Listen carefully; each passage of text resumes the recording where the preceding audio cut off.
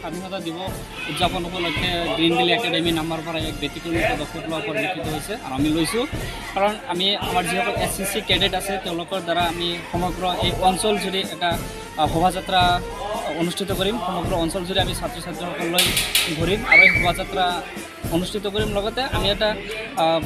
পদক্ষেপ লৈছোঁ যে স্বাধীনতা দিৱসত প্ৰকৃততে ছাত্ৰ ছাত্ৰী আৰু এই বৃহত্তৰ অঞ্চলৰ ৰাইজক একত্ৰিত কৰি স্বাধীনতা দিৱস সম্পৰ্কে এটা বিতং আলোচনা চক্ৰ অনুষ্ঠিত হ'ব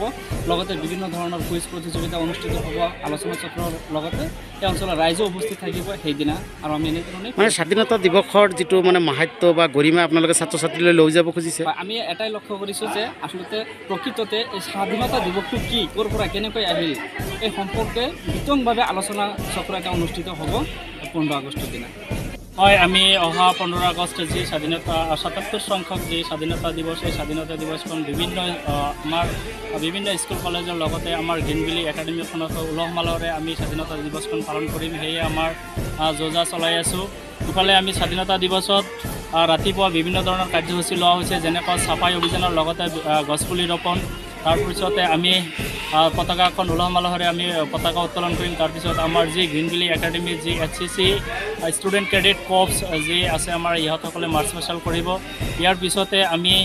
স্বাধীনতা দিৱসৰ লগত সংগতি ৰাখি ছাত্ৰ ছাত্ৰীৰ মাজত বিভিন্ন ধৰণৰ কুইজ প্ৰতিযোগিতা